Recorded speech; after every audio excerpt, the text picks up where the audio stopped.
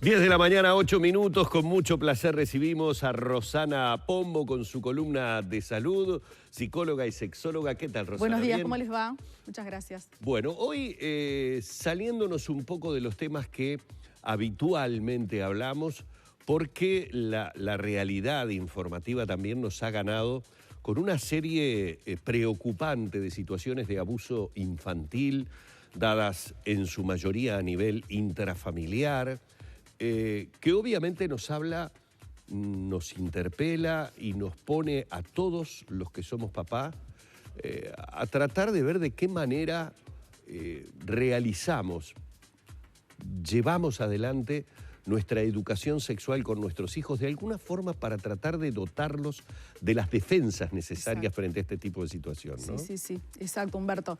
Primero, sabemos que esas situaciones de abuso lamentablemente son muy frecuentes y, como tú decías, en el entorno intrafamiliar, sobre todo, y que, bueno, tenemos que dejar de pensar que eso le pasa a otras familias, a otros niños, quizás a familias más carenciadas, con menos educación, y que todos estamos expuestos de alguna manera en la familia a que esa situación suceda.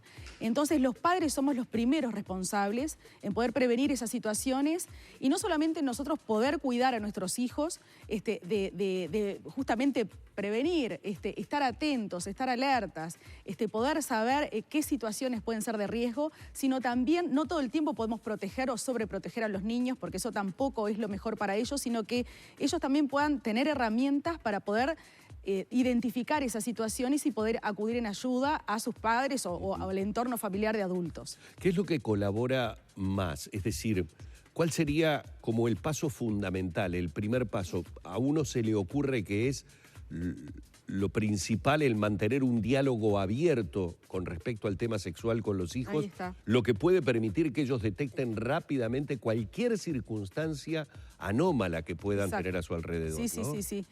Siempre decimos que la educación sexual comienza desde antes del nacimiento del niño o de la niña, ¿no? O sea, tenemos que normalizar y naturalizar hablar de sexualidad, de diferentes temas. No es que solamente vamos a ponernos a hablar de sexualidad frente a la prevención del abuso. El niño y la niña tiene que conocer con naturalidad de las diferentes partes de su cuerpo. Tenemos que empezar por ahí. Que existen partes de su cuerpo que son íntimas, que son privadas, sobre todo las que están debajo de la ropa interior.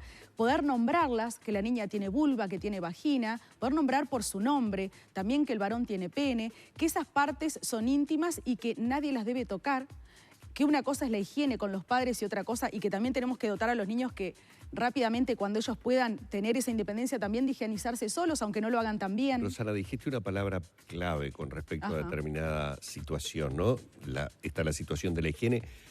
Son partes íntimas, son partes personales que nadie las debe tocar. Nadie las debe ¿Hasta tocar. qué punto puede una mamá trasladar el nadie hablando del papá, por ejemplo? Ahí O sea, ¿de qué manera hacer llegar ese mensaje sin que implícitamente Claro. haya como una sospecha de Claro. algo en lo que el Por padre de supuesto. repente no Claro. está ni ahí, obviamente? Claro, no estamos diciendo que los papás o los padrastros o los tíos o los abuelos son potenciales abusadores, no estamos diciendo eso. Estamos dotando a los niños de herramientas para que ellos puedan identificar, por ejemplo, la incomodidad. Por ejemplo, cuando son bebés no se dan cuenta, pero de repente 4, 5, 6 años ya se empiezan a sentir incómodos, de repente con la higiene, no solamente de la mamá, sino también del papá, de un hermano mayor, de un tío, un abuelo, el que quede a cargo, ¿no? Poder identificar esas sensaciones de incomodidad. Los niños y las niñas, ellos mismos empiezan a necesitar tener esa independencia también con el cuidado del cuerpo, y cuando les decimos que son partes privadas que nadie debe tocar, también ellos pueden identificar lo que tiene que ver también con el adulto de confianza, porque por supuesto van a tener una relación de confianza con esa mamá y ese papá que también les permite no tener temor también, ¿no? Está bien que se sientan incómodos, ¿no? Aún Está muy bien aún que se con sientan mamá y con incómodos. papá, está bien que Exacto. se sientan incómodos. Exacto. Está bueno que se hable de esa incomodidad. Sí, porque tienen sensaciones que nosotros también los adultos les tenemos que enseñar lo que es el pudor. Ellos también empiezan a sentir sensaciones de que les da vergüenza, sensaciones de repente cosquilleos o sensaciones placenteras en los genitales que les puede dar pudor, y que esas sensaciones ya hacen que los niños y las niñas necesiten como poner distancia y decir que no, yo me lavo solo, me higienizo solo. Entonces poder decir que no, y no quiere decir que nosotros estamos siendo abusadores, sino respetar ese momento y en cuanto puedan poder darles esa independencia. y que el niño pueda decir que no y pueda ser respetado. Incluso tenemos convencionalismos sociales, ¿no? De cuando de repente vienen las visitas o la familia o un amigo, etcétera, de dale un beso, dale un abrazo, no seas malo, no seas mala, que te quiere el abuelo, etcétera. Que los niños también y las niñas puedan tener esa independencia de poder no querer ser abrazados o besados, por más que sean partes de la familia los adultos, ¿no? Que se pueda respetar eso también. Rosana, voy a entrar en el cierre en un tema que para muchos puede ser delicado. Quiero que se entienda, porque a veces se tergiversa cuando se habla, por ejemplo, de la vestimenta de una mujer y en muchas oportunidades se habla de que esto puede ser o no provocativo. Acá estamos hablando de otro tema que es el abuso sexual infantil, el empoderar a los niños, Exacto. el escucharlos, el darle las herramientas.